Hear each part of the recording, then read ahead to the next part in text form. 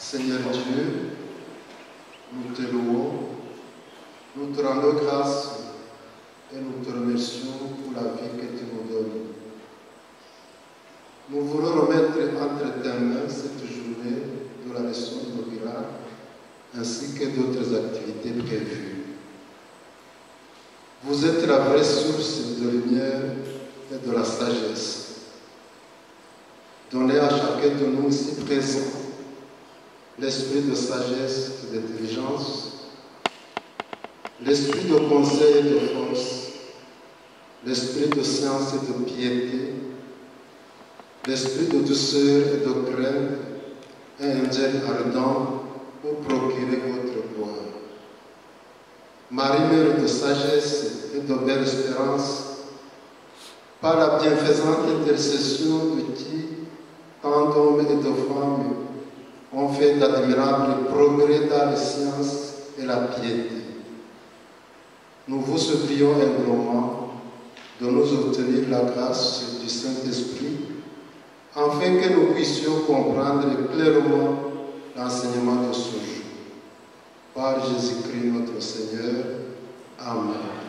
Saint Joseph, Saint Jean-Baptiste de la Salle, au nom du Père et du Fils et du Saint-Esprit. Amen.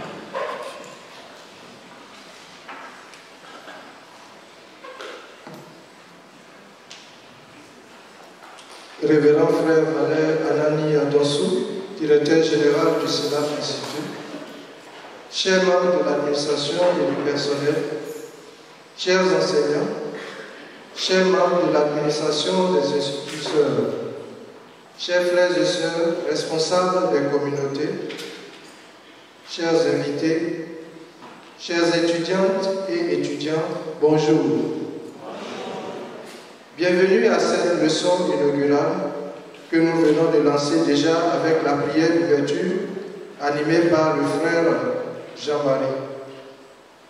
Nous invitons à présent la sœur Euphrasie à prendre place autour de la table pour la présentation du conférencier chargé de ce premier cours de l'année académique 2022-2023 sur le thème « Pédagogie anthropo-théocosmique pour la protection de l'environnement et la promotion des pauvres ».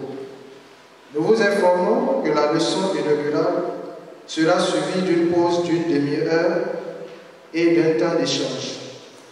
Nous aurons à la fin la prière conclusive animée par un étudiant de l'ISSPR. Bonne participation à tous et à tous.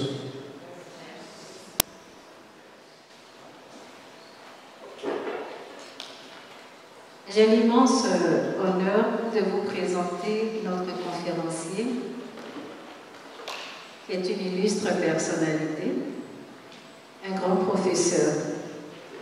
Il répond au nom du père Wilfrid Okambawa. Il est prêtre de la Compagnie de Jésus, ce qu'on appelle communément les jésuites.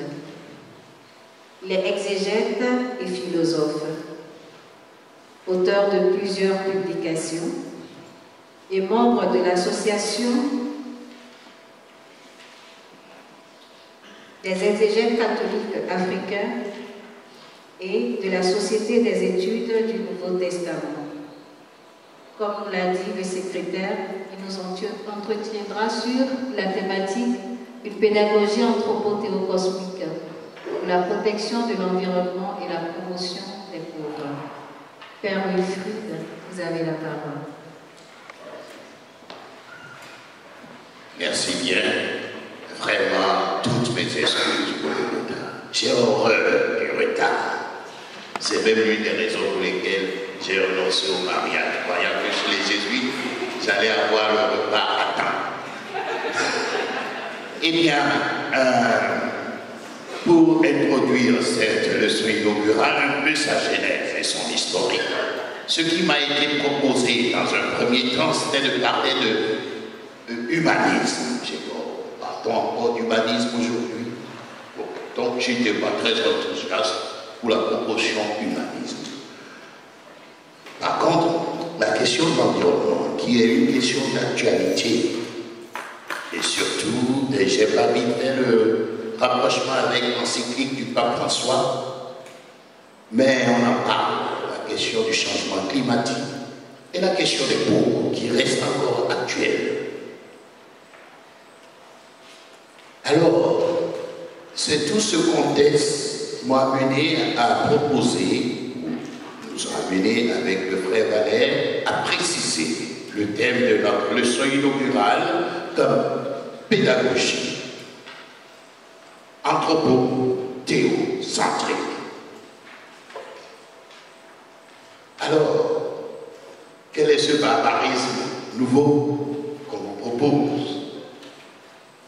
Et qu'est-ce qu'une pédagogie anthropo-théocentrique? Notre leçon va commencer à faire cette clarification terminologique dans un premier temps. Ensuite, de voir la question de l'environnement et du pauvre. Donc en fait, deux questions. La question du pauvre, c'est ce qu'on a souvent présenté comme question sociale, question de la justice, et dont s'occupe déjà assez bien la théologie de la libération depuis bientôt 4 décennies. Et quel est le rôle de l'école? Quel rôle est-ce que l'école pourrait jouer dans cette question? Pour réfléchir sur ces questions. Et le troisième point, nous allons voir les causes et conséquences de la pollution de l'environnement et de l'oppression, la paupérisation des pauvres.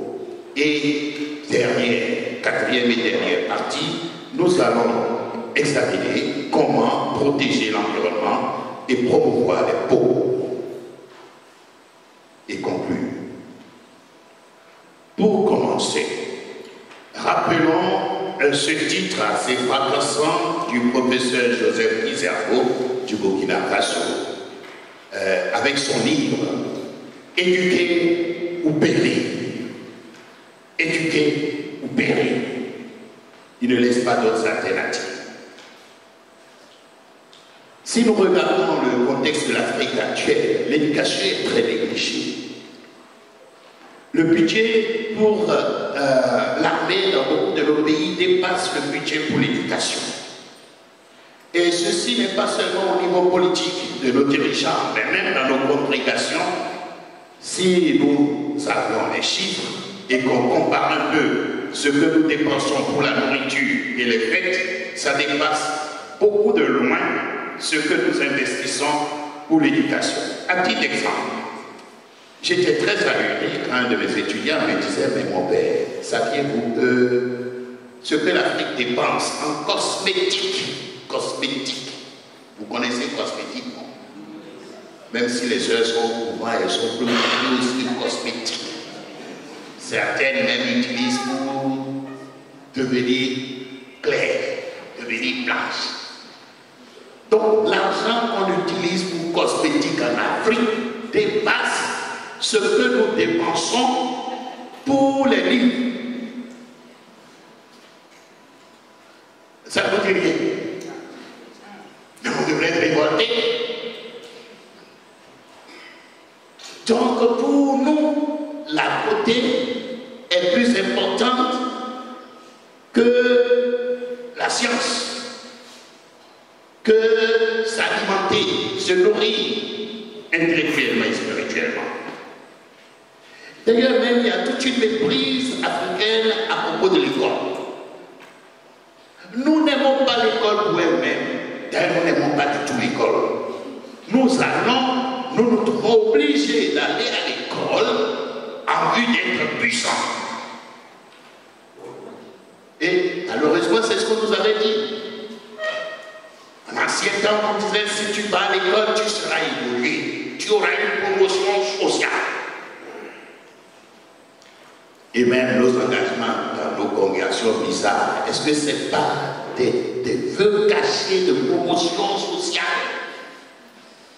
On ne va pas à l'école pour devenir puissant. On ne va pas à l'école seulement pour être des mécaniciens, de réparer telle chose, de résoudre tel ou tel problème. On va à l'école avant tout pour quoi? Je vous le demande. Pourquoi va-t-on à l'école? Ou du moins, en principe, pourquoi doit-on aller à l'école? Quelle devrait être la première fonction de l'école? Tu l'entends bien? Pour s'instruire. Seulement s'instruire? Oui, il y a les frères des instructions chrétiennes ici. Bon, au-delà.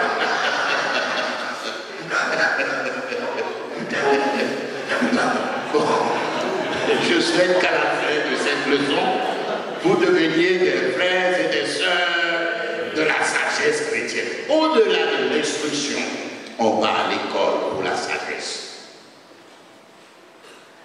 C'est-à-dire, ce n'est pas l'acquisition, ce qu'on acquiert qui importe en premier lieu, mais la capacité de forger l'esprit à réfléchir, à être critique, à discerner, à voir clair, à chercher la vérité. Il ne s'agit pas d'affirmer des vérités toutes faites, mais de chercher la vérité, de se disposer à la trouver avec méthode.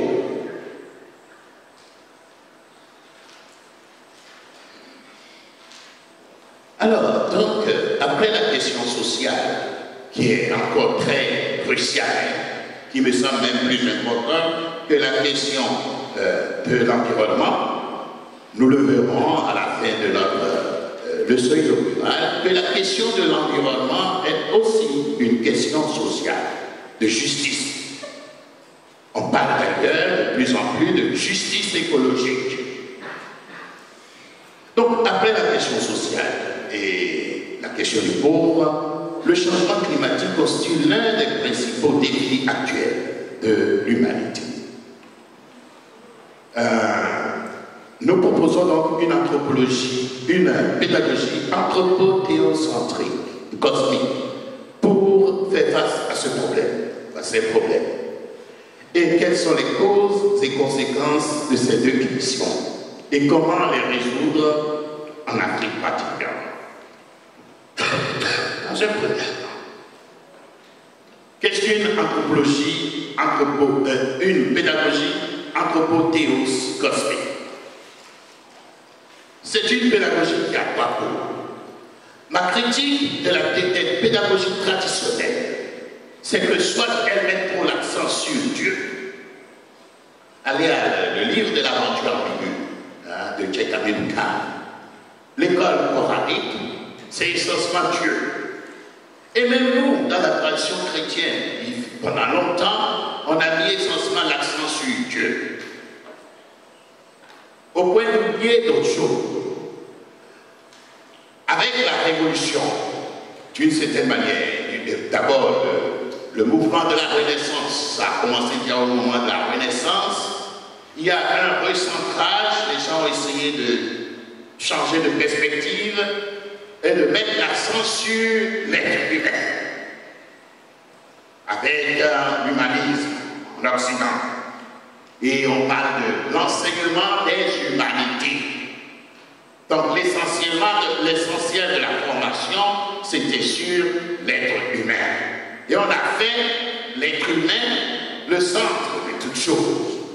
C'est pourquoi j'étais un peu réticent quand on m'avait proposé le titre humanisme, j'étais un peu réticent vis-à-vis de ce mot.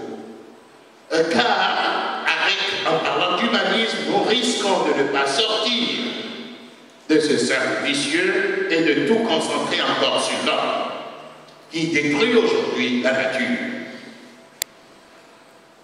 Donc nous avons trois pôles. L'être humain, qui est comme l'enfant, le païs, votre beau mot pédagogie, vient du grec, la conduite de l'enfant, conduire l'enfant. Et c'est ça qui a donné en latin et tout géré.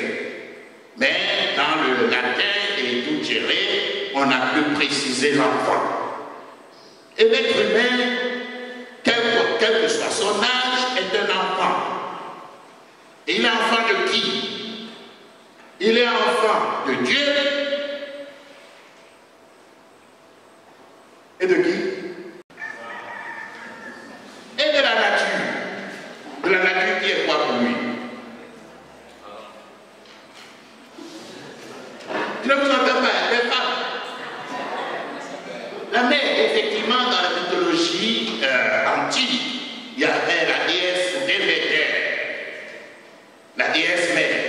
y en a aussi dans certaines mythologies africaines, où la terre est considérée comme une déesse mère, qu'il faut protéger, qu'il faut bien garder, soigner, il faut en prendre soin. Donc, la pédagogie anthropo-théocosmique est une pédagogie à la fois humaniste, divine et naturelle. Elle doit donc être soucieuse de prendre soin de toutes ces trois dimensions en même temps. Alors, quelles sont ces caractéristiques? C'est une pédagogie de la paix, ou du moins qui vise la paix, l'harmonie. L'harmonie entre ces trois pôles. Une paix tripolaire. La paix entre l'homme, entre les humains, la paix donc sociale, à ce niveau anthropologique, car quand il y a l'écart entre riches et pauvres est trop grand, il y aura la guerre civile ou la guerre entre États. La paix avec Dieu, chaque fois que nous péchons, que faisons-nous par rapport à Dieu?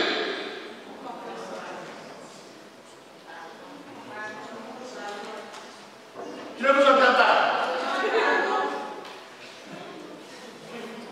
Oui. Chaque fois que nous péchons, nous rompons la relation avec Dieu. Oui, pas encore. Il y a un conflit qui est disant entre Dieu et nous. C'est fait. Chaque fois que nous péchons, qu'est-ce que nous faisons pour Dieu? Oh, ça, c'est les définitions classiques du catéchisme. Ne m'appelez pas les définitions classiques du catéchisme. Chaque fois que nous péchons, nous donnons des coups. oui, pas encore. Nous faisons la guerre. En grec, les anciens grecs appelaient ça théromagia. Votre mot match, ça veut dire combat, guerre. Quand vous dites ça, oh, le match était bon, hein, je regarde Dieu. Bon. Donc, au fond, les péchés des êtres humains sont, d'une manière ou d'une autre, une guerre contre Dieu. Et au fond, ne sont rien d'autre que l'expression d'une guerre intérieure. Souvent dans nos communautés, nos combats avec nos sœurs ou nos frères, c'est souvent nos propres guerres que nous exportons dehors, que nous essayons d'extérioriser. Donc il faut trouver la paix. Quand nous péchons aussi généralement, pas toutes les fois, mais souvent, nos péchés ont des répercussions sur la nature. Ce n'est pas seulement Dieu que nous offensons, mais nous blessons aussi la nature. Nous violons la nature. Nous violentons la nature. D'ailleurs, il y a une américaine qui a écrit le livre The Rape of the Earth. Vous savez ce que ça veut dire, rape? What does it mean? Le viol de la terre. Eh bien, une autre caractéristique de cette pédagogie, c'est que c'est une pédagogie kénotique. Je m'excuse de vous bourrer de crête, j'allais dire après, vous allez oublier beaucoup de ce que j'aurais dit très bientôt. La kénosis, c'est l'acte d'abaissement, de quitter les hauteurs pour descendre. Et c'est le Christ qui nous donne le modèle de la kénose, de cet abaissement, notamment dans le Nouveau Testament.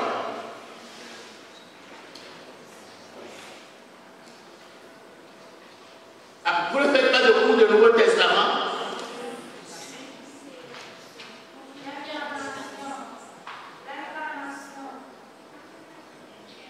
Oui, l'incarnation, oui. L'incarnation est déjà une kénosis.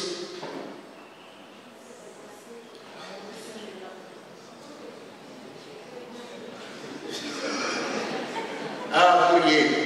J'ai essayé de servir un étudiant comme ça à Nairobi qui était coincé à l'examen et j'essayais de lui expliquer le baptême. Et il était perdu, il n'arrivait pas à trouver. C'est... Oui, voilà, bravo, fantastique. Livre Philippiens 2, c'est un passage du Nouveau Testament. Il n'a pas considéré comme une proie, comme étant l'égal de Dieu, il n'a pas considéré comme une proie à saisir de se faire Dieu, mais il s'est abaissé, se faisant esclave, jusqu'à la mort. Mais il ne s'est pas abaissé pour s'abaisser et rester à ce niveau. Mais alors, Dieu l'a exalté. Les deux mouvements. Et ceci est très intéressant pour nous, pour notre propos. Par rapport à la Genèse, c'est l'anti-Genèse, hein? C'est le contraire du type d'Adam, Adam de la Genèse. Et par là, le Christ se présente comme un nouvel Adam, homo novus. Alors, le principe de cette pédagogie kénotique, que vous pouvez trouver dans mon livre, Le Super Leadership, c'est qu'il faut qu'il grandisse et que moi, je diminue. C'est quand Jean-Baptiste dit cela à propos de Jésus. Et du point de vue pédagogique, c'est formidable comme principe. Contrairement aux pédagogies classiques, les enseignants ne doivent pas seulement dominer les enseignés, mais plutôt faire en sorte qu'ils s'abaissent, qu'ils s'effacent même, pour faire grandir les apprenants. Faire grandir les apprenants et disparaître soi-même. Mais souvent, nous avons envie d'être là. Nous avons envie d'être incontournables, d'être les maîtres, qu'on nous adule, qu'on nous adore, etc. Et en ce faisant, nous devenons des obstacles à Dieu. Au lieu d'être des gens qui aident, nous ne sommes que des aides pour placer l'apprenant avec la réalité. Et non des maîtres. Donc, dorénavant, application, cessez de vous faire appeler maître. Pas de maître, pas de père. Ne vous faites pas appeler père, car vous n'avez. Ne vous faites pas appeler maître, car vous n'avez. On a repris ces titres de façon inconsidérée et ça fausse les relations humaines. Cette pédagogie est maïeutique. Qu'est-ce que ça vous dit, la maïeutique? L'art d'accoucher. Donc c'est l'art de qui? De sage-femme. Qui l'a utilisé dans cette langue bizarre la première fois? Socrate. Donc vous devrez vous comprendre, non pas comme des papas, des gens qui dominent les apprenants, non pas comme des gens qui veulent reproduire leur image. Souvent c'est l'un des grands dangers de l'enseignement. On a envie de se reproduire. Hein? Même moi-même, j'ai eu cette tentation, créer des biblistes aussi, un peu à mon image, hein? Et tu es fier d'avoir produit celui-là. Et je me suis rendu compte, tu as renoncé à avoir des enfants, c'est pas pour aller en chercher maintenant chez les jésuites. Souvent, on a tendance à vouloir avoir ses enfants à soi. Pour les sœurs, et la mère, la grand-mère a dit, oh, ma fille, oui, ma fille. Et c'est quand elle a la ménopause et qu'elle a besoin d'enfants que Christ et Ismaël a occupé de hautes fonctions de la congrégation. Si tu cherches une fille, va faire les tiennes propres. Laisse les enfants de grandir. Ne va pas réunir les enfants de à tes enfants. Bon. La maïeutique, par contre, ce n'est pas mon enfant. Moi, je le suis comme une sage-femme. Une sage-femme qui aide l'apprenant est comme une femme en grossesse. Elle porte déjà un enfant et il faut simplement l'aider à mettre au monde cet enfant qu'elle porte déjà en lui ou en elle. Alors, le rôle de l'enseignant doit être beaucoup plus discret et plus effacé. Normalement, si on fait bien notre boulot, à un certain moment, les apprenants ne devraient plus avoir besoin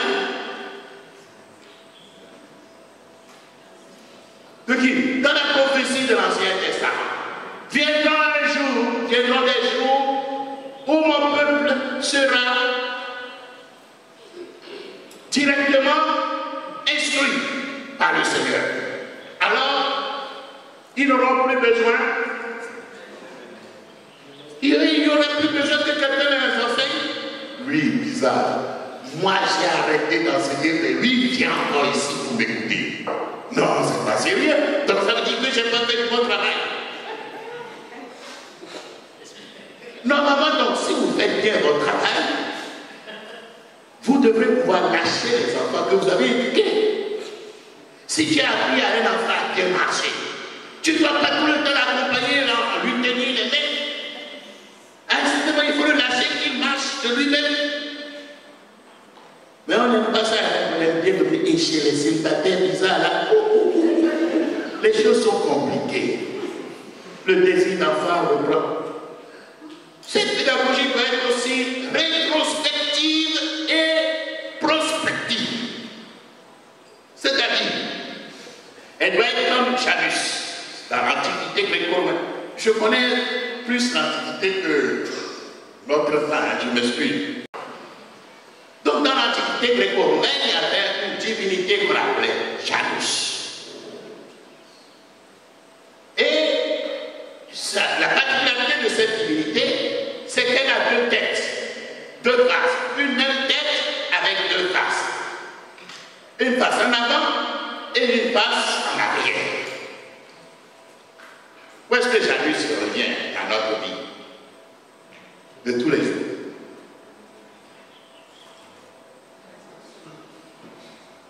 Dans quelque chose là. Il y a un mois qui porte son nom. Le mois de janvier, oui.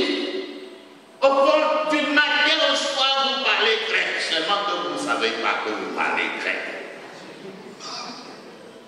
Et vous êtes en pleine mythologie, que vous le voyez ou non. Bon. Et j'ai découvert que de pareilles divinités, il y en a aussi dans les traditions africaines. Est-ce qu'on peut illuminer un peu cette affaire-là? Bon, en tout cas, regardez un peu. On appelle ça une kisi, c'est une statuette, une kisi du Congo, notamment du Katanga.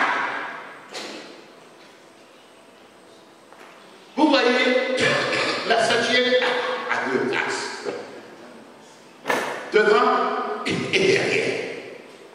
Une pédagogie qui se veut rétrospective et prospective à la fois, et en même temps, est une pédagogie qui chaque fois tient compte du passé et de l'avenir. Car beaucoup de nos dangers pédagogiques, souvent nous voulons former des gens selon des modèles vieux de 50 ans. Moi, bon, je suis Émeric Pénin. J'ai passé mon temps à former des prêtres. Bon, c'est ce qu'on m'a souvent dit. Hein. Moi, je disais, je voulais plutôt former des théologiens. Bon, et souvent, je remarque, les gens veulent former des prêtres comme s'ils devraient être des années 60. Je dis, mais non, nous ne sommes pas en train de former des prêtres des années 60. Nous sommes en train de former des prêtres pour les années 2050. Et on prend souvent de vieux modèles. C'est plus simple. On prend des modèles qui ont marché dans le passé. Non, ils ne vont pas vivre dans le passé. Ils vont vivre aujourd'hui et demain. Et un bon pédagogue prophétique doit pouvoir anticiper sur son temps et saisir le profil de type d'homme qu'il faudrait comme pasteur, comme éducateur, dans 20 ans, 30 ans. Pour beaucoup parler de vous. Vous n'êtes pas encore opérationnel, vous n'êtes pas encore sur le marché du travail. C'est peut-être dans 5-10 ans, ça même c'est fou, c'est très proche, on peut mieux anticiper. Mais déjà c'est difficile. Hein? On ne vous forme pas pour il y a 20 ans. On vous forme pour maintenant et demain, dans l'immédiat. D'où cette capacité. C'est une pédagogie de la compassion humaniste et de la sollicitude. Dans la compassion, je vais mettre aussi en même temps ce thème très prisé dans votre domaine de pédagogie. C'est une pédagogie différenciée. Donc, une pédagogie qui tient compte des spécificités d'âge, de classe sociale, les spécificités de l'apprenant, ses difficultés, son histoire, etc. Le cœur de notre pédagogie, de toute pédagogie chrétienne, c'est le Christ. Et là, vous avez beaucoup plus d'éléments chez Paul. Une pédagogie de l'imitation du Christ. C'est-à-dire, il s'agit pour nous de laisser s'éclore, de libérer les énergies christiques que l'apprenant porte déjà en soi. Mais souvent, on veut former les gens à notre image. Ceux qui veulent toujours former à leurs images, je me demande, ils n'ont pas de mémoire ou bien quoi?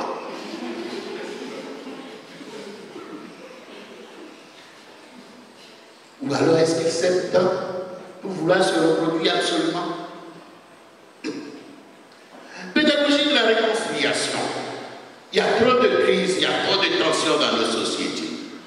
Une vraie pédagogie doit viser à réconcilier d'abord la personne avec elle-même. Trop de personnes sont discrètes. La maladie par excellence des Africains, c'est laquelle? C'est une maladie psychologique. On l'appelle comment? Encore grec. Le moyen grec. Mais vous faites la psychopédagogie, non? Vous avez lu Frantz Fanon? Ah, je suis le seul à avoir lu Frantz Fanon ici, dans cette année avec lui. Premier homme. Frantz Fanon, c'était au programme quand on était à l'école. Vous avez appris ça? Oui, quel est le titre? Voilà, bravo ma soeur. Peau noire, masque blanc. Il est noir, mais il est blanc et ça fait des êtres bizarres. Quelqu'un qui est comme ça, psychologiquement, une telle maladie, on l'appelle comment? Schizophrénie. Le schizophrène est un être divisé. Son esprit est divisé. Et il faut le réconcilier avec lui-même, qu'il retrouve la paix intérieure. Pédagogie romantique. Romantique, c'est pas seulement le romantisme du 19e et qu'on sort. Mais ça dit qu'il faut intégrer l'amour de la nature dans notre enseignement, dans notre éducation. Il faut éduquer à l'appréciation de la nature, tout comme on éduque les sens au bon goût. L'art ne s'apprécie pas toujours spontanément. Il faut apprendre à lire l'art, à apprécier l'art, à trouver le beau qu'il y a dans l'œuvre. De la même manière, nous devons apprendre à aimer la nature, à nous laisser émerveiller par la nature. Et un des moyens, c'est par la poésie. Hein? Mais à défaut d'être poète vous-même, lisez donc de grands poètes. Bon, à défaut d'avoir de grands goûts littéraires, au moins soyez fidèles à votre récitation du Bréviaire. Car en récitant le Bréviaire, vous avez beaucoup de poèmes. Des poèmes terribles quelquefois. Quand vous êtes dans l'angoisse, quand vous êtes dans la joie, tous les états psychiques sont là. C'est un livre extraordinaire, le psautier. C'est le livre de prière par excellence des Juifs. Avec ça, vous laissez tout ça tomber pour aller faire des dévotions bizarres. Si ce n'est pas les complications de haut niveau des cas, c'est un truc terre à terre, bon marché, de berger, de voilà, je ne sais pas quoi, qui nous envahissent maintenant, et même les prêtres veulent prêcher comme eux. C'est la fin du haricot. Pédagogie de la résurrection. Finalement, il faut avoir les yeux fixés sur le ressuscité, c'est lui notre modèle, et auquel nous devons nous configurer. Deuxième partie, allons plus rapidement maintenant. La question de l'environnement et du pauvre sont deux grands défis pour l'école, l'Église et l'Afrique. D'abord, la question de l'environnement. Les justices écologiques. On parle de plus en plus d'injustice écologique. Pour vous montrer cette injustice, en Côte d'Ivoire, ces 2 dernières années, nous avons perdu 90% de nos forêts. C'est incroyable. Quand j'ai vu les chiffres, j'étais allumé. C'est vrai ou bien c'est une idéologie? On dit 90% détruit, c'est parti. On a coupé, on a vendu. Qui l'ont vendu? Les puissants, les riches. Et ils s'en foutaient. Beaucoup de ceux qui les ont vendus en secteur sont déjà morts et sous terre. Mais la catastrophe qu'ils ont préparée là, pour les générations à venir, c'est immense. Et dans le même temps, en Allemagne, l'Allemagne n'a détruit que 37% de ses forêts. Donc il y a un problème. Savez-vous qu'en Europe, déjà dès le 18e, 19e, les gens faisaient déjà du reboisement.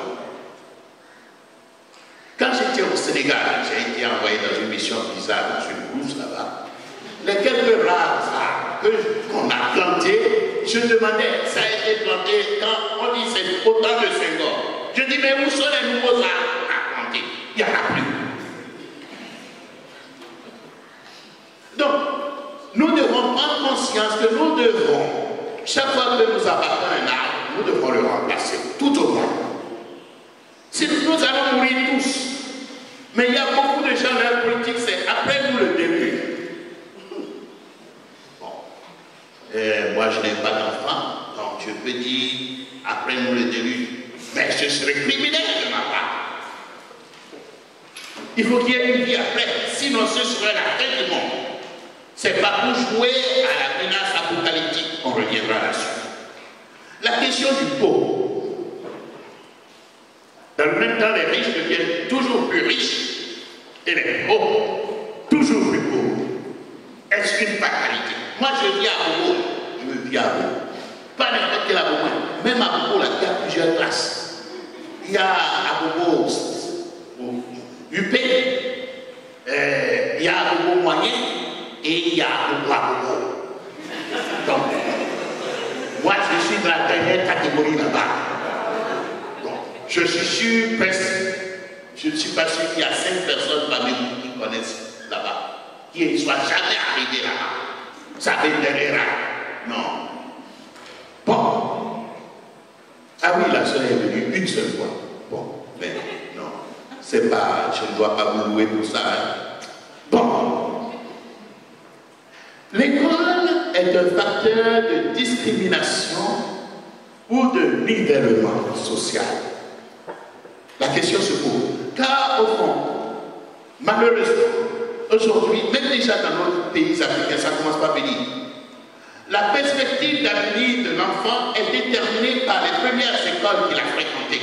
Et je m'en suis rendu compte quand j'enseignais à Douala dans un collège jésuite, qui n'était pas si intelligent que ça. Il prenait les enfants les plus intelligents du pays, qui recrutaient par un concours sévère. C'est normal donc qu'au résultat du BPC du bac, ils donnent les meilleurs résultats.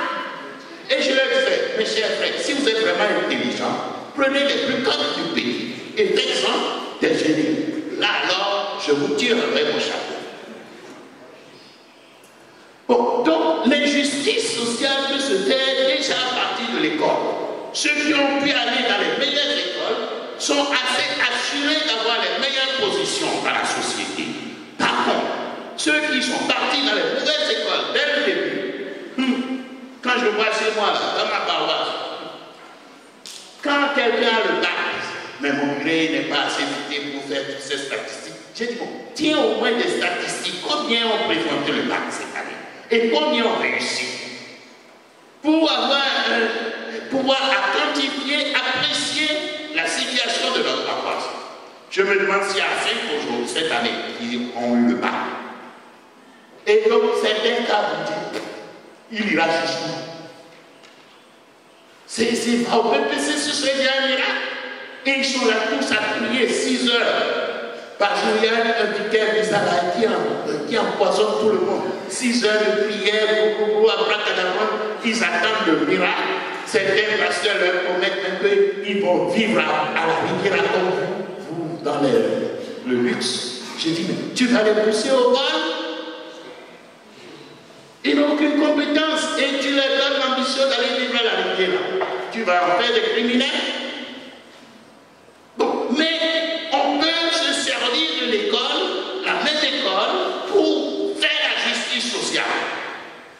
Mais ça, c'est plus difficile. Hein? C'est-à-dire à des systèmes de bourse ou en repensant l'éducation, comment faire une éducation bon marché, accessible aux pauvres. Et là, il faut des recherches pédagogiques poussées. C'est vrai, nous avons repris l'école occidentale de façon bête. C'est vraiment idiot. Nous devons réinventer l'école selon nos réalités. La capacité de l'école à lutter contre la pauvreté. Bon, je vous envoie à vos auteurs bien-aimés, Henri-Louis Gault et Xavier Riondet, La machine Fallette, et l'éducation de l'enfance prolétarienne. Jusqu'au livre de Paulo Freire,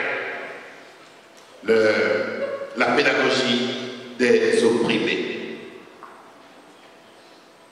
En tout cas, c'est à vous d'approfondir la recherche pédagogique dans ce domaine, au lieu de prendre des formules déjà toutes faites et d'avoir de bonnes écoles catholiques. Bon, oui, école catholique, prisée, mais c'est pour les riches.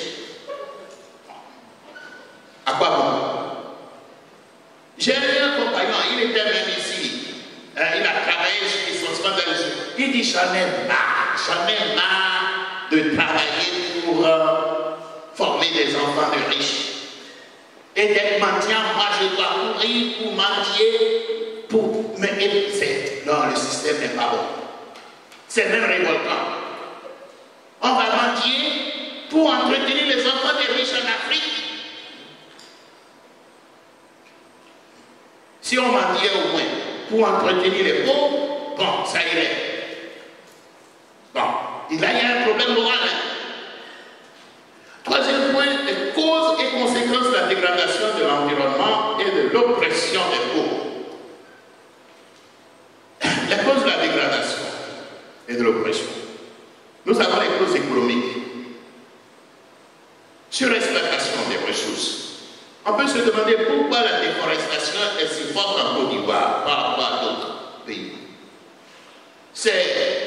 On a exploité agressivement la forêt, mais aussi il y a le besoin d'augmenter les surfaces agricoles.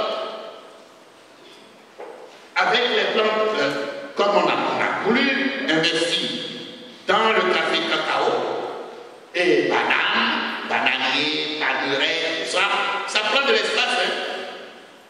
On détruit la forêt. Mais est-ce que ce que l'on gagne vaut ce qu'on perd? Les gens n'avaient pas pensé. D'ailleurs, pendant qu'on faisait ces trucs, les gens n'ont pas suffisamment une capacité de projection pour voir les conséquences lointaines de leurs actes. Il y a les causes sociopolitiques et même les guerres. Les guerres ne sont pas bonnes pour l'environnement. En situation de guerre, il y a le braconnage est plus fort, etc. Les gens vont vivre essentiellement le produit de la chasse. Et il y a les causes culturelles, des modes de vie qui sont agressifs vis-à-vis de la nature.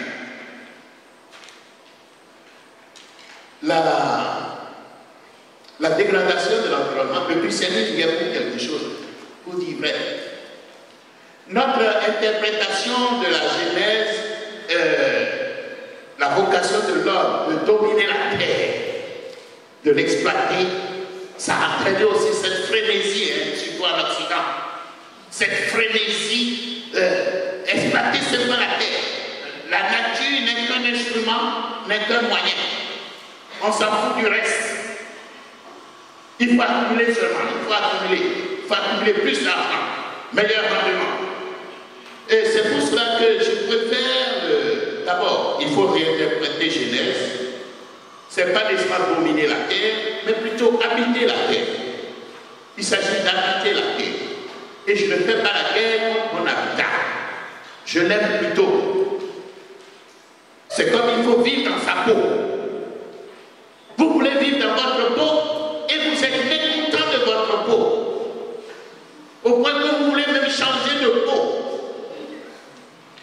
Mettez-vous la corde au cou. Beaucoup de gens ne sont pas contents de la manière dont Dieu les a créés. Comment voulez-vous qu'elle soit heureuse? Bon. Ensuite, nous avons les conséquences de la dégradation de l'environnement et de l'oppression des pauvres. Conséquences, nous avons la désertification, la pollution, la recherche effrénée du profit entraîne des pertes plus importantes. On fait la guerre pour l'eau. Vous savez ça? Aujourd'hui, on fait la guerre pour l'eau. Pour maîtriser les cours d'eau. Et beaucoup de guerres à l'avenir, selon des pronostics, se feront autour de l'eau. L'Éthiopie, l'Égypte et le Soudan se battent pour le Nil. Les conséquences, on a des conflits, il y aura la révolte des pauvres, la rébellion de la nature. La nature ne reste, même si elle ne parle pas directement, elle crie, elle pleure, elle gémit sous le poids de notre exploitation. Et la mort de la nature serait la mort de l'être humain, voire même la mort de Dieu, car la nature est le temple de Dieu. Si nous continuons à malmener la nature, Dieu va s'enfuir.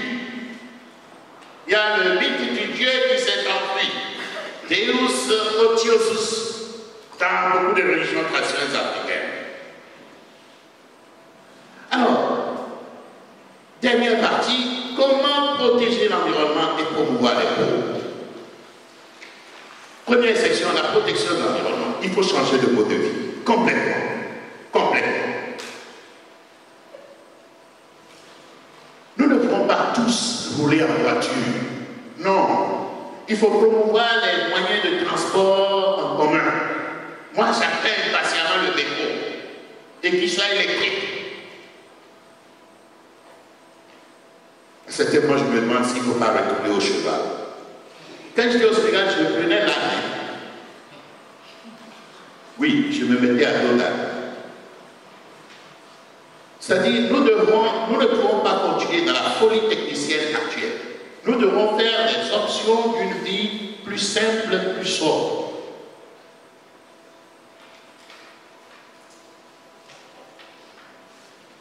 Trois vœux. Il faut faire 3 vœux de simplicité. Le vœu de simplicité, c'est une autre manière de dire vœu de pauvreté que nous n'aimons pas. Même nous qui avons fait 3 vœux là. On n'aime pas les vœux là.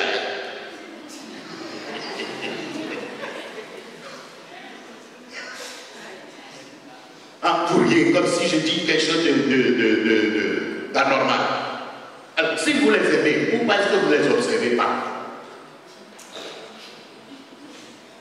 Bon, c'est difficile, hein, je dois reconnaître. Bon. Vœu de simplicité, c'est-à-dire mener une vie simple, qu'on soit religieux ou non. Polluer moins, diminuer les voyages inutiles. Quand vous faites un vol par avion, Paris-Abidjan, mais vous polluez énormément. Le respect de la nature.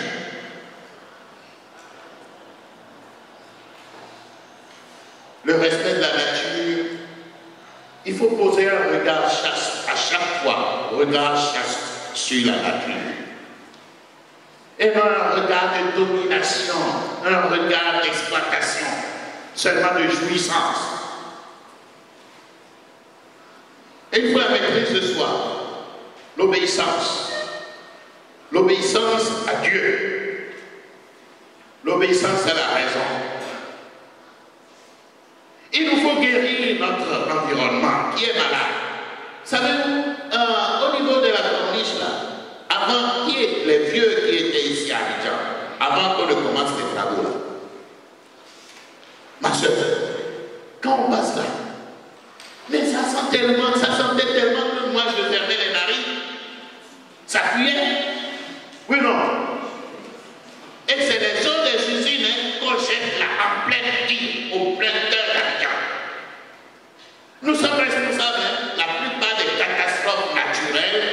les êtres humains sont responsables.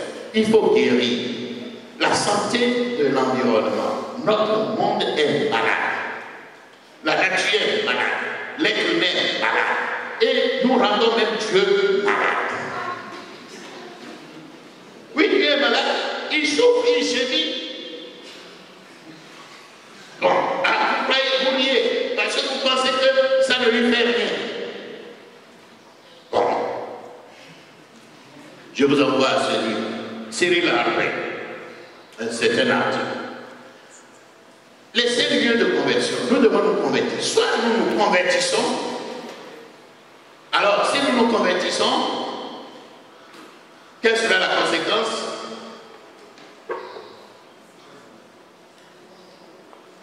Je ne vous entends pas. Bon, si nous ne nous convertissons pas, qu'est-ce qui va nous arriver? On va mourir.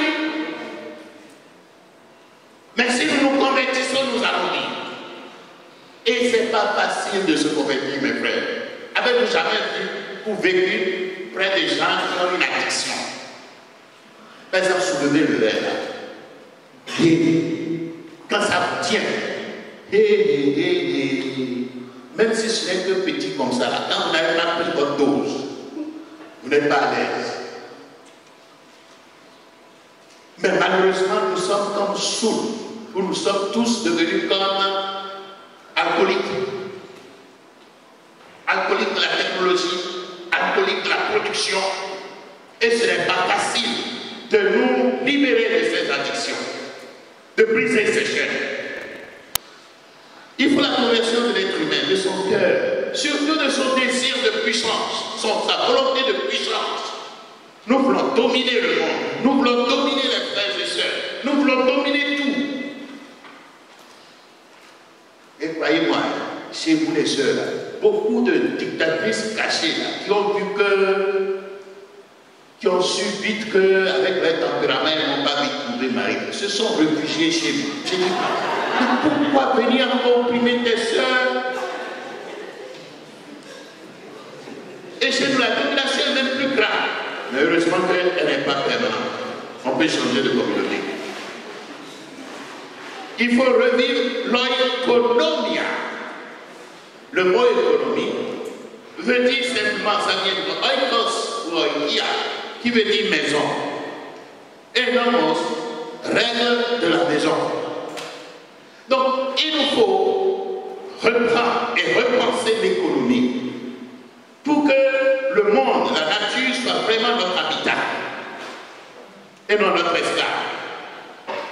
Et concilier l'économie à l'écologie. Les deux mots ont la même racine. Oikologia, la loi de la maison. Il faut examiner les dimensions sociopolitiques, les lieux où nous devrons nous convertir. Qu'on cesse de classer les pays pour dire voici les pays les plus riches du monde et que ceci, bon, on veut produire toujours plus, c'est de la folie. Arrêtons ces idioties. L'essentiel, c'est de satisfaire les besoins vitaux, de revenir à une vie plus saine. Et l'Afrique ne fait que rêver de ça. Comment atteindre les autres, comment se développer, les idéologies développementalistes. Oui, on va conquérir le monde entier et après, nous allons perdre notre âme. À quoi bon? Conversion religieuse et culturelle. Identifier dans notre action religieuse des comportements qui ne sont pas bons pour la protection de la nature. Des comportements qui entretiennent plutôt l'injustice sociale et qui maintiennent les pauvres dans leur pauvreté. Même il y a de nos manières de faire la charité qui ne sont pas bonnes. On fait la charité aux pauvres et le pauvre il reste toujours pauvre. Hein? Et on a bonne conscience avec sa belle robe blanche.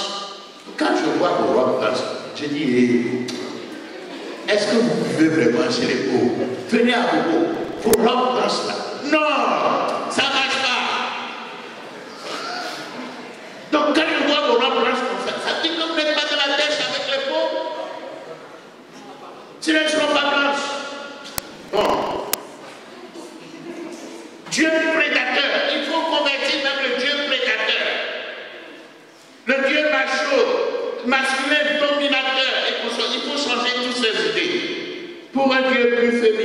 plus tout. Bon, pour finir, il faut se nourrir de protologie et d'eschatologie. Chaque fois que je pose un acte, me demander, est-ce que ça régénère la création? Est-ce que par mon acte, je recrée l'Éden originel, le jardin originel? Est-ce que par mon acte, j'anticipe la fin du monde positivement? Est-ce que mon acte contribue à l'avènement de la Jérusalem nouvelle? Ou alors, est-ce que mon acte va entraîner l'Apocalypse? L'Apocalypse, ce serait la destruction de tout. L'école comme lieu de libération des pauvres et de lutte contre la pauvreté se mettre à l'école de la nature, de Dieu, se laisser enseigner à nous par la nature et par Dieu.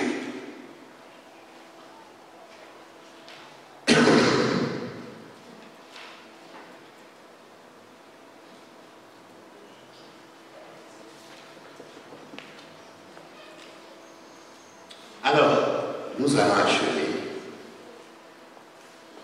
Éduquer ou périr, je dirais sans ces conversions, nous allons périr. Il ne s'agit pas de jouer au prophète de malheur, mais les pronostics scientifiques sont là. Selon les experts, nous avons pris trop de temps pour réagir. Mais il n'est jamais trop tard pour bien faire. Je ne fais que lancer des pistes de réflexion pour vous, pour chacun de vous. À chacun d'approfondir.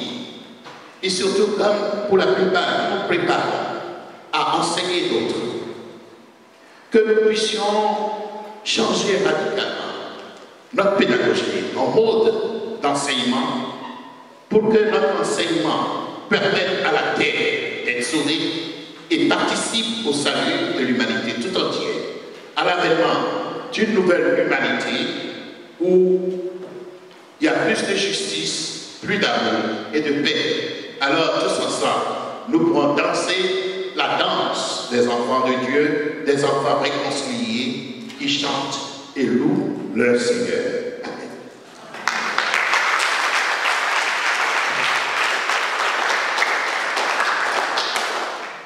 Et allez maintenant pour la pause café. Après la pause café, nous aurons des échanges avec le professeur. Et n'oubliez surtout rien. À tout à l'heure.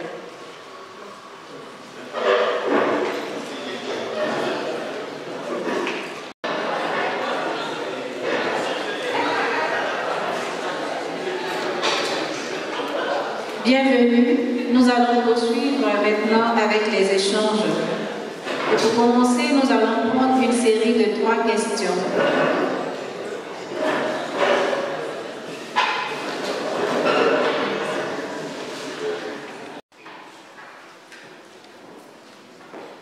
Merci beaucoup. Je suis la sœur Monica, sœur de la Sainte Famille des Scolaires. Merci pour la conférence. C'est quelque chose effectivement qui me touche beaucoup, le fait d'ouvrir les écoles aux pauvres. Mais on a reçu une lettre au niveau du SEDEC, au niveau national, où disait de faire attention, de prendre effectivement les élèves les plus intelligents pour ne pas avoir des échecs à la fin de l'année, parce que l'école ivoirienne catholique doit donner effectivement des bons résultats à la fin de l'année.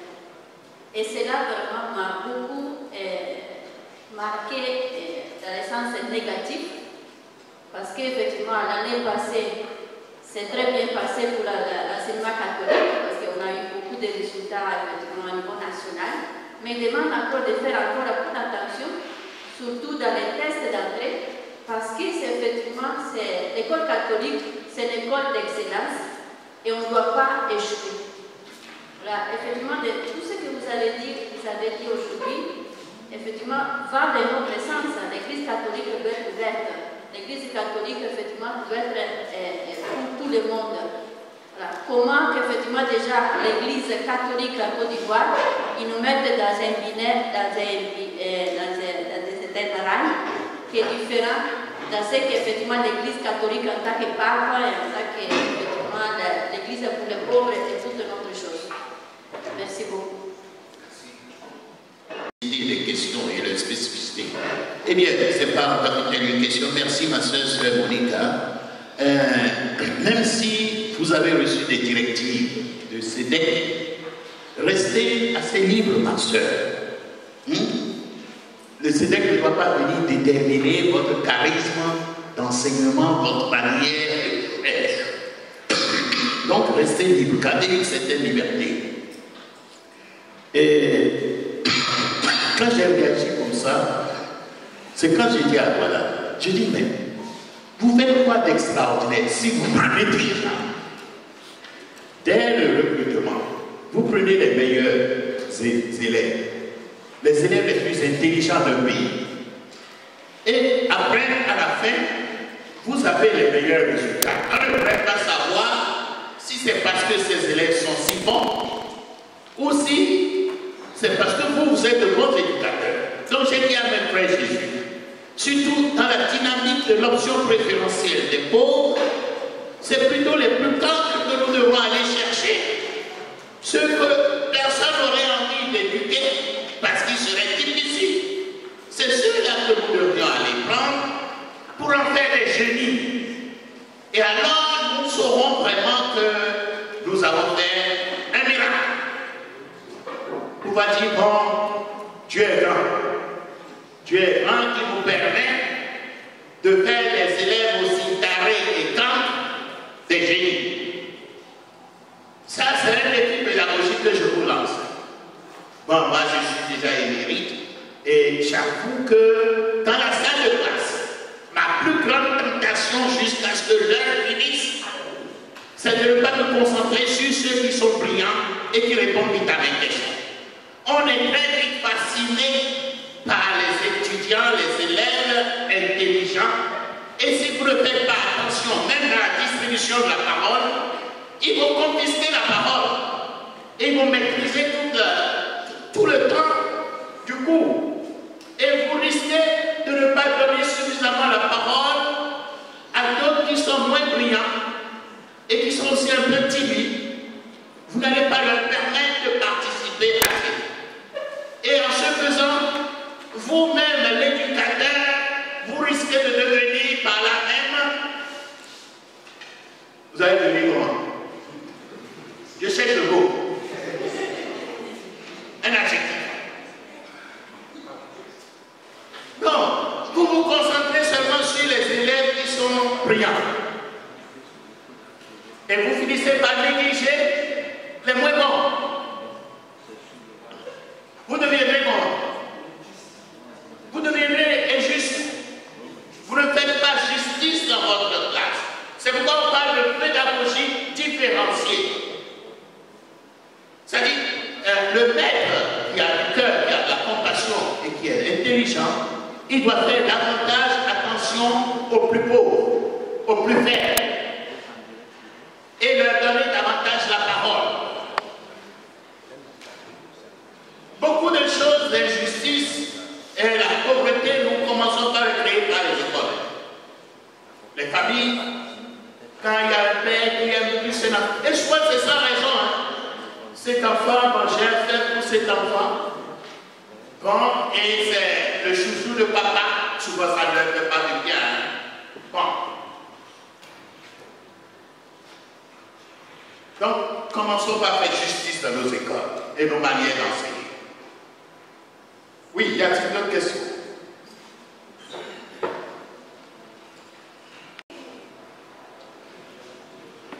Je suis bien d'accord avec vous. D'abord, vous appelez comment?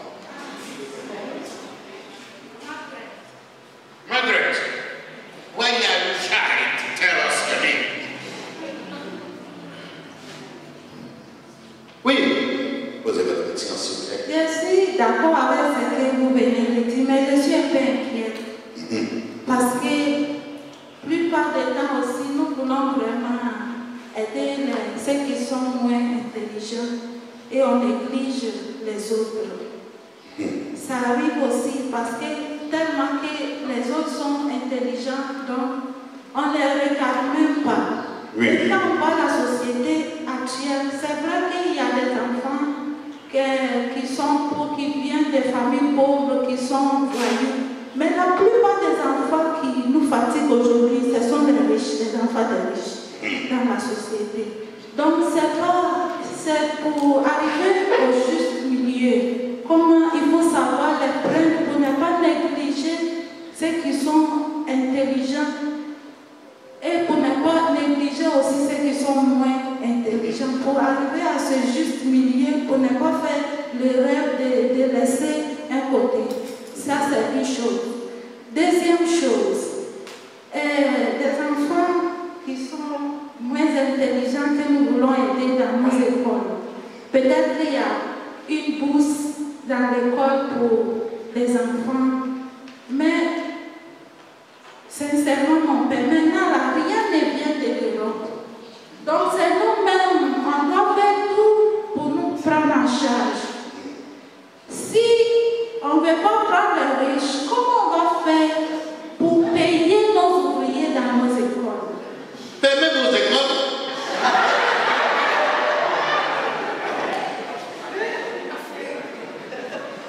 Mon père, l'affaire là, c'est un peu complexe. Je sais. Bon, essayons de répondre un peu aux questions. D'abord, je ne suis pas monsieur, je sais tout et je ne voudrais pas donner des réponses à toutes les questions. Dieu m'en garde. La première question que vous posez, je dirais, la solution c'est dans l'équilibrage des classes. Il faut savoir équilibrer ces classes. Moi j'ai eu souvent ce problème. Dans mes classes, de voir, et moi c'est toute l'Afrique, hein, généralement ils viennent de partout.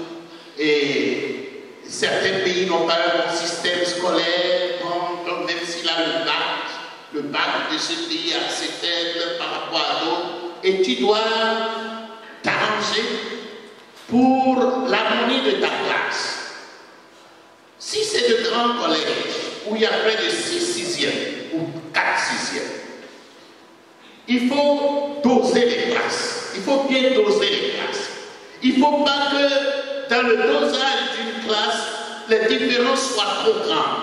Si la différence entre les meilleurs et les moins bons est trop grande, vous rendez la tâche impossible aux enseignants. Ils ne pourront pas concilier. La différence est trop grande. Il faut que le groupe soit un peu homogène, mais pas trop non plus. Sinon, le danger, ce serait d'avoir les bons, les excellents, et vous risquez de tomber dans les écoles élitistes, d'avoir la classe élite, car ces élèves qui sont bons et brillants, ils sont aussi intéressants pour les moins bons, afin de jouer un effet d'entraînement, pour pousser les moins bons à monter. Mais si vous mettez un type terriblement brillant parmi des élèves pas du tout brillants, vous lui faites aussi du tort. Car qu'est-ce qui risque d'arriver? Les moins brillants, comme ils sont la majorité, ils constituent la règle, ils vont avoir tendance à entraîner l'unique génie brillant là vers le bas et imposer leurs règles à ce type. Ils risquent de s'ennuyer dans la classe. Puis je fais quoi ici? Parce que quand on commence une explication d'une nouvelle matière, au bout de 5 minutes, il a déjà saisi l'essentiel. Les autres n'ont même pas encore compris de quoi il s'agit. Bon, donc je ne dis pas que c'est des problèmes simples. Mais la question financière, c'est vrai, c'est pas parce que vous n'avez plus d'aide qui viennent de l'Europe que nous devons nous laisser prendre par cette frénésie de recruter des gens seulement pour contribution à cause des frais scolaires, etc. Sinon, nous allons, sans nous en rendre compte, les riches vont hijacker. Ils vont hijacker nos écoles. They'll just hijack our schools. Et nous-mêmes là, nous deviendrons comme de simples servants, comme les bonnes des enfants de riches qui ne respectent pas. J'ai connu tout ça. J'ai dit, moi, je suis pas rentré chez les Jésuites pour devenir Paul de cette classe bourgeoise et consort. Là, moi, j'ai arrêté d'enseigner. La prédication aussi est un enseignement. Je préfère la faire en milieu populaire. Bon. Mais l'essentiel, c'est que je ne donne pas de solution à votre problème, mais ayons souci des pauvres. N'oubliez pas la version paulinière de l'Assemblée de Jérusalem. La seule exigence de l'Assemblée, c'est penser aux pauvres. Même si vous vivez dans les quartiers les plus riches d'Abidjan, c'est ici, pensez aux pauvres. N'oubliez pas les pauvres.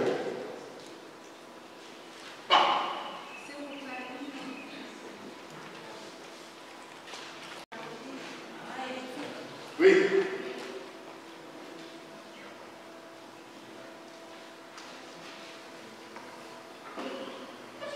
Et en expliquant, vous avez dit c'est contre la tendance à la reproduction de l'enseignant dans l'apprenant. Mais dans la pédagogie, on nous dit toujours qu'un enseignant c'est un modèle pour l'élève. C'est vrai, il doit être un modèle. Mais ne cherchez pas à le reproduire. Vous n'avez pas de miroir.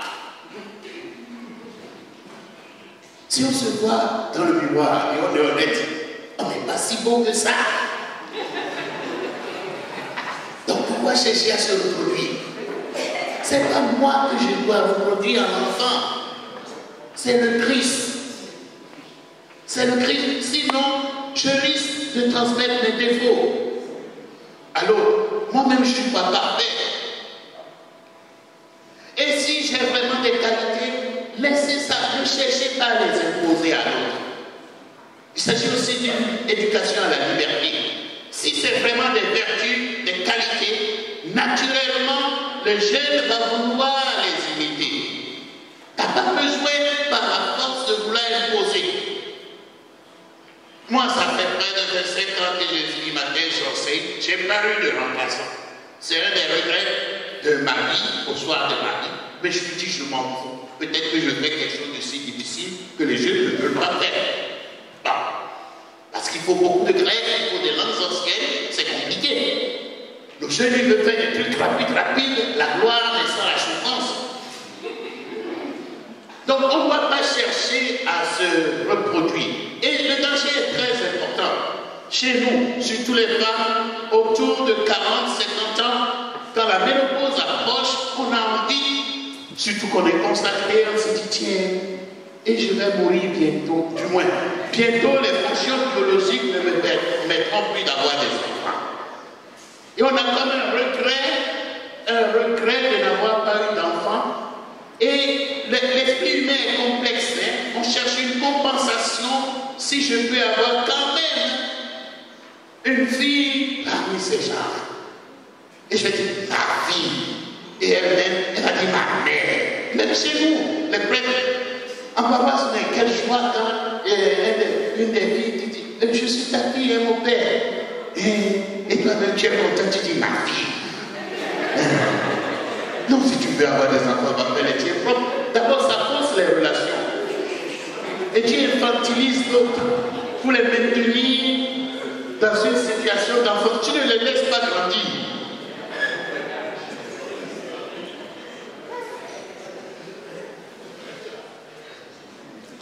Bon. Autre question. Oui. Dans notre tradition de formation, là c'est presque le secret que je vous dis, mais il ne faut pas aller dire ailleurs. Vous promettez la discrétion. Et vous croyez que je suis assez idiot pour le voir. Bon. Chez nous, quand l'homme était vraiment homme, les jésuites, il y avait deux niveaux. Il y avait ce qu'on appelle le grand coup et le petit coup. On savait que tout le monde ne peut pas suivre, tout le monde n'est pas si futé pour être grand théologien. Mais il faut quand même les admettre là-dedans. Donc il y avait certains coups pour les moins bons. Mais on essayait d'être distrait là-dessus. Mais malgré ça, le danger, c'est que dans votre même classe, vous créez deux catégories. Bon, ce C'est pour cela que j'ai suggéré. J'ai dit, si c'est une grande école où il y a plusieurs sixièmes par exemple, de faire des tests d'équilibrage, c'est la position des groupes qui importe. Et quand les jeunes sont trop brillants et d'autres moins, c'est désagréable pour tout le monde. C'est désagréable pour l'enseignant, c'est désagréable pour les apprenants. Parce que l'enseignant a la peine à trouver son équilibre. Et d'ailleurs, si vous êtes bon pédagogue, quand vous faites un examen ou une interrogation et vous faites une courbe de Gauss, des notes, vous verrez que votre courbe, vous avez un grand nombre de types à la queue de la classe. Et au milieu, là où on devrait avoir 10, entre 8 et 12, ça tombe. Et après, vous avez plus de gens qui ont 13, 14. Ça veut dire que votre classe n'est pas normale. Là, il y a un problème dans votre classe. Et il faut penser à rééquilibrer votre classe. La classe est aussi importante. Parce que la composition de votre classe va déterminer d'une certaine manière votre niveau d'enseignement. Donc, puisque vous avez expliqué que vous ne pouvez pas faire autrement, et même un élève a commencé par partir ailleurs. C'est pourquoi je vous dis, madame, je regrette, je n'ai pas de solution à votre problème. À moins que, ou bien de dire honnêtement aux gens, est-ce que tu ne considères pas que tu es peut-être trop faible pour ici? Ou tu n'es pas à ta bonne place? Non, pour des élèves qui ont eu des problèmes, mieux vaut les prendre de façon spéciale ailleurs et leur trouver un programme adapté. Sinon, vous n'allez pas pouvoir bien vous occuper d'eux. Mais c'est bon, n'allez jamais voir. Même moi, à la retraite, je ne pense pas que j'avais toutes les solutions aux problèmes. Il faut toujours vous laisser poser des questions et ne pas chercher des réponses simplistes. Je ne pense pas vous satisfaire, je ne cherche même pas à vous satisfaire. Bon, mais j'ai dit quelque chose. Oui. Merci Père pour la parole. Moi, c'est le frère Henri, frère des écoles chrétiennes. J'allais parler sur l'environnement et le déboisement. Je vais parler sur l'environnement et le déboisement. Vous avez pris l'exemple de l'Allemagne et de la Côte d'Ivoire. Alors, moi, je voulais savoir, et ce n'est pas dit à la population, parce que vous avez dit, l'Allemagne a déboisé plus ou moins 30% de l'air forêt. Ici, en Côte d'Ivoire, plus ou moins 99% de l'air forêt. Alors, pour faire vivre la ville comme Abidjan et manger du bio, est-ce que ça ne demande pas les déboisements? Bon, si Abidjan doit entraîner la déforestation, il faut choisir. Pourquoi ne pas arrêter Abidjan? Oui, l'une des solutions au problème écologique, ce serait peut-être de réduire la taille de nos villes. Les grandes villes, plus les villes sont grandes, plus elles sont polluantes. Et ont besoin de grandes structures qui consommeront davantage d'énergie. Et peut-être nous devrons faire l'option de petites communautés plus humaines. À dimension humaine, on n'aura pas besoin de beaucoup d'électricité pour faire vivre la quantité d'énergie que nous utilisons dans les villages. Ici en Afrique, c'est minime. On utilise juste l'énergie pour l'éclairage. Par rapport à d'autres pays industrialisés, vous avez l'ascenseur, vous avez tous ces trucs. Arrêtez la balle de l'électricité pendant 5 minutes et vous verrez quel chaos vous provoquez. Le train, le tramway, tout. Donc, c'est de réfléchir, de penser comment faire une urbanisation humaine. Donc, nous devons penser à l'humanité dans la conception de nos villes. Est-ce que nous devons continuer avec cette mégalopole? Vous savez, quand moi j'ai quitté Agogo pour venir ici, c'est trop. On a des distances trop grandes. On ne va pas continuer à vivre comme ça. Il faut diminuer la population d'Abidjan. Mais vous voyez, mais l'une des solutions, c'est de diminuer la population d'Abidjan.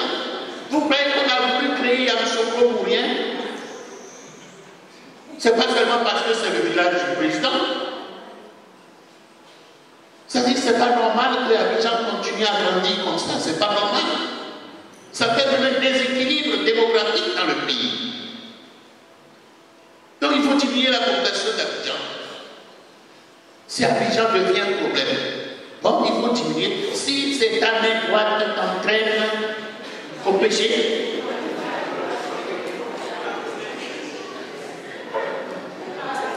il faut la couper. Mieux vaut pour toi rentrer dans le royaume manchot. Et si c'est ton œil qui t'entraîne au péché, il faut la lever. Et si c'est la troisième jambe qui t'entraîne au péché, il faut la couper.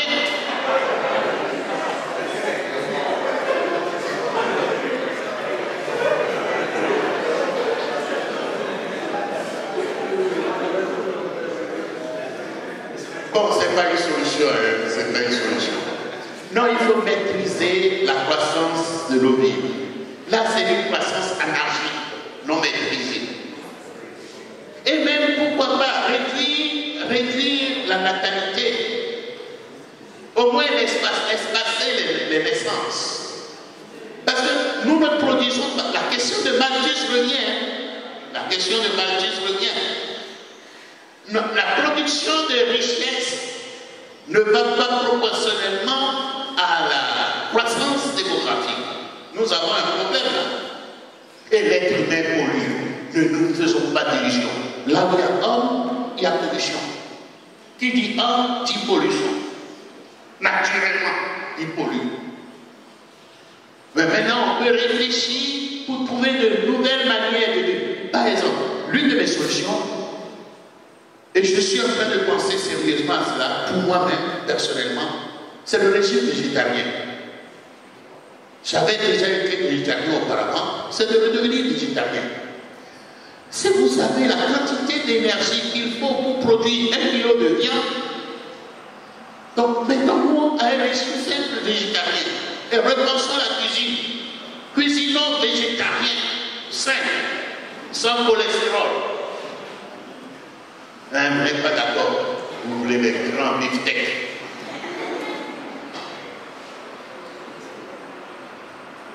Bon. Autre question? Pour la présentation, je suis le frère David, éduqué au péril, dit le professeur Joseph Pizarro. Ma question, comment éduquer si notre système éducatif n'est pas adapté? Parce qu'à chaque fois, on se plaint, on dit, bon, les élèves n'aiment pas étudier, ils n'aiment pas aller à l'école. Bon, je me suis dit, peut-être que c'est dû au système éducatif qu'on a actuellement. Parce que j'ai remarqué qu'il y a des enfants qui ont des talents.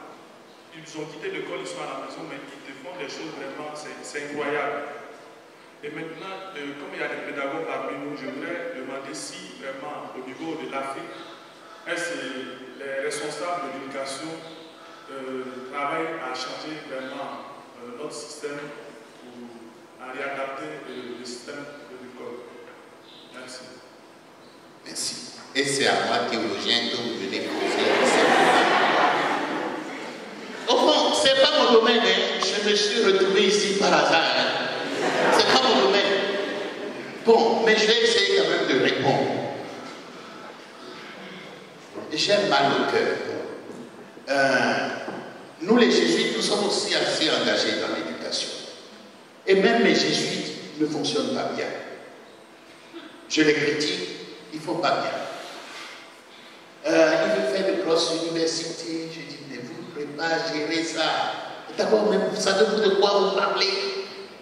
Parmi nous tous, on n'est pas si intelligents pour pouvoir produire des professeurs d'université. Beaucoup parmi nous, sur une population de 300, il faut être heureux si sur 300 personnes jésuites, dans ma province, si on peut en tirer 30 bons docteurs, capables de véritablement tenir une craie dans une université. C'est qu'ils ne seront pas capables. Ils vont avoir des doctorats, des papiers bizarres et meubler l'université, mais de vrais professeurs calés selon les normes internationales, en haute compétition. Non. Ils ne font pas. Parce que ce sont des gens simples de nos sociétés. On a pris simplement des gens moyens. Mais au fond, nous oublions que nous sommes dans des systèmes de compétition mondiale. Bon, donc, il faut savoir être réaliste. Bon, donc, recentrons la question. Vous posiez la question de savoir le système éducatif. Mon attente vis-à-vis des écoles comme les vôtres, ce n'est pas de former des instituteurs de plus, ce n'est pas de former des professeurs de plus. Ça, là, il y en a plein, ça circule dans la rue. C'est d'innover. J'attends de vous que vous repensiez complètement l'éducation en Afrique. Et bien, le problème de l'éducation en Afrique, on l'a laissé seulement aux pédagogues. Il faut que des pédagogues réfléchissent avec des économistes, avec des anthropologues, et qu'on sort dans une équipe pluridimensionnelle et surtout prendre suffisamment. Il faut concevoir l'éducation comme une entreprise. Une entreprise, c'est quoi? C'est-à-dire que nous avons un marché des jeunes qui demandent l'éducation. Comment est-ce que nous pourrons faire la meilleure éducation au moindre coût? C'est que comme l'entrepreneur s'assoit, il pense un produit. Et il se dit, les coûts de production, parce que ce que vous faites là, les coûts de production sont trop élevés par rapport au pouvoir d'achat de nos sociétés. Quand vous faites des universités, le moins que vous pouvez faire ici à Abidjan, c'est 600 000, 800 000, 1 million. Soyons réalistes, combien de familles gagnent 600 000, 1 million pour payer nos universités privées ici à Abidjan? Ça veut dire le service que nous voulons rendre est trop élevé par rapport au pouvoir d'achat de nos gens. Ou alors, nous allons continuer et nous allons faire des universités pour riches. Et ce qui irait contre nos charismes d'origine, etc. Donc, c'est à vous de réfléchir à tous ces trucs-là. De repenser l'éducation. Le problème de fond, nous avons bêtement voulu reproduire des modèles qui nous sont venus d'ailleurs. Et donc, c'est d'étudier suffisamment nos réalités. Moi, je n'ai pas vu suffisamment d'écoles de formation qui reprennent l'expérience des maçons, des menuisiers, et de rendre ça un peu plus méthodique et de dire, est-ce qu'on ne peut pas faire des types d'écoles professionnelles qui soient entre ce que les gens font déjà traditionnellement sur le tas, mais quelque chose de plus systématisé, et le tout n'est pas de former de petits menuisiers ou de petits maçons. Il faut que, une fois formés, l'équipement qu'il leur faudrait pour pouvoir se lancer ne soit pas trop cher, et calculer le coût, et qu'on sort pour dire, bon, nous allons former des maçons intermédiaires. On ne va pas nécessairement leur donner diplôme de CAP, mais le simple fait de pouvoir lire sur un dessin industriel, mais ça fait un changement dans son mode de production, etc.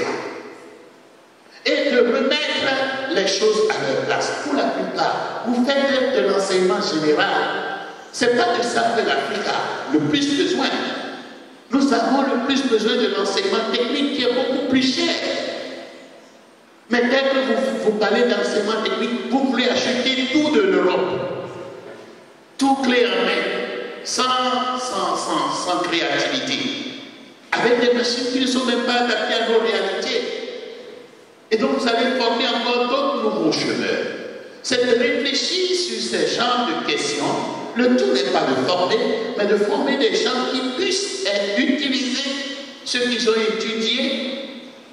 Et là alors, l'école catholique pourrait être vraiment transformatrice de nos sociétés.